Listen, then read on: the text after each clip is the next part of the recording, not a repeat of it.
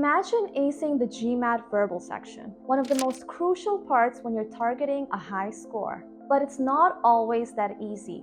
Some people struggle with the tricky questions, while some struggle with the lengthy part. People often neglect the fact that a proper amount of dedicated hours and learning the right strategies can help you significantly boost your score. So, in this video, I'll be giving you a step-by-step plan with some really actionable advice to boost your verbal score. Make sure you watch till the very end because you simply cannot afford to miss them. So, without further ado, let's get right into it. Assess your starting point. Before we jump into anything, you need to figure out exactly where you stand right now. You need to know the starting point to plan your route, right? So here's your first task. Take a full-length GMAT practice test or simply just give a quiz specifically for the verbal section. I'll link down the 2 full tests for you in case you want to check them out. Don't stress if your scores aren't where you want them to be. Remember, this is just your starting point. This will help you give a reality check on where you stand, and we can make a plan accordingly. Craft your study plan. Well, you've got your practice test results, so what's next? It's time to create a study plan that works for you. Since you're concerned about the verbal section, we're gonna give it special attention. Look at your scores for each part of the verbal section. Are you struggling more with the reading comprehension section? Or maybe the critical reasoning section is what makes you feel a bit overwhelmed? Well, whatever it is, identify your weak subsections and topics within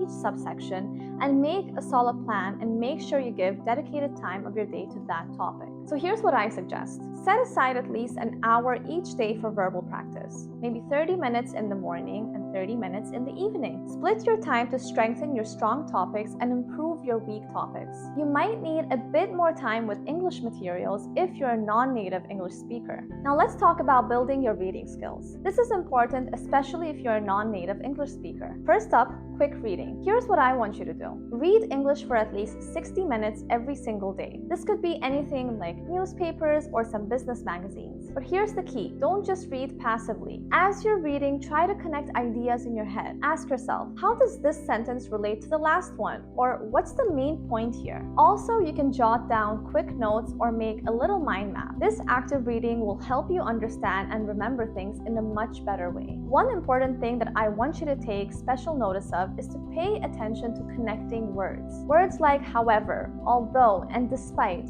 usually signal that one idea is going against another. And on the other hand, words like furthermore, additionally, and moreover show that ideas are building on each other. Keeping an eye out for these words will help you follow the flow of ideas much better. Tackle reading comprehension. Now that we've built a foundation, let's focus on reading comprehension. I know that this can be tough, but here are some strategies to make it easier. When you're reading a passage, always ask yourself these questions. What's the basic message? What's the context?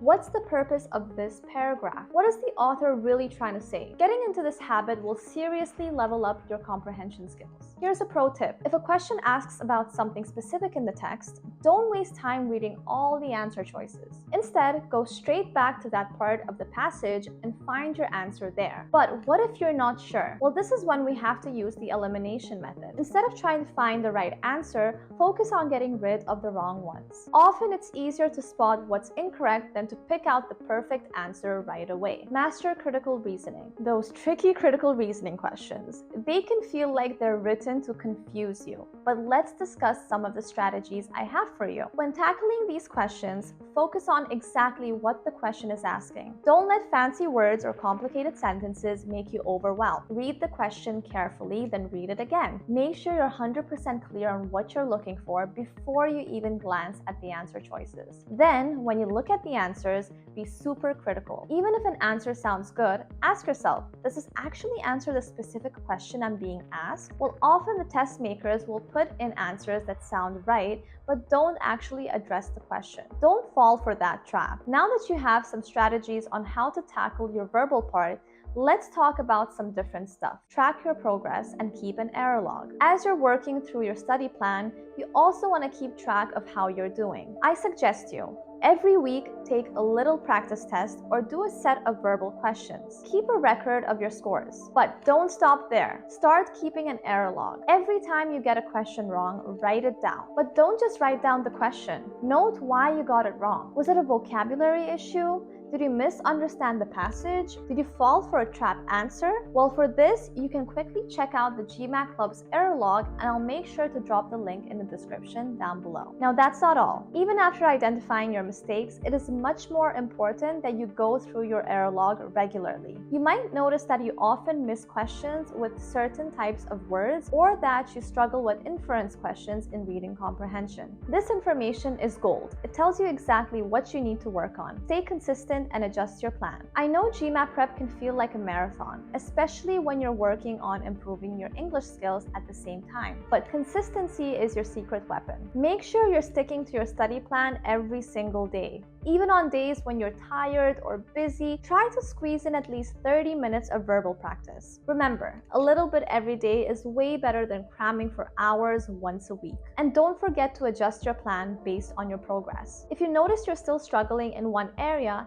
that's a sign to focus more of your study time there. Well, alright, that's pretty much it. Your roadmap to boosting that verbal score. Use these strategies, stay consistent with your studying, and I promise you'll see improvement. It might not happen overnight, but stick with it and you'll get there. You've got this. Make sure to post any other strategy that you think works for you in the comment section down below, and we'll definitely have a look at it. Till then, keep studying and keep rocking.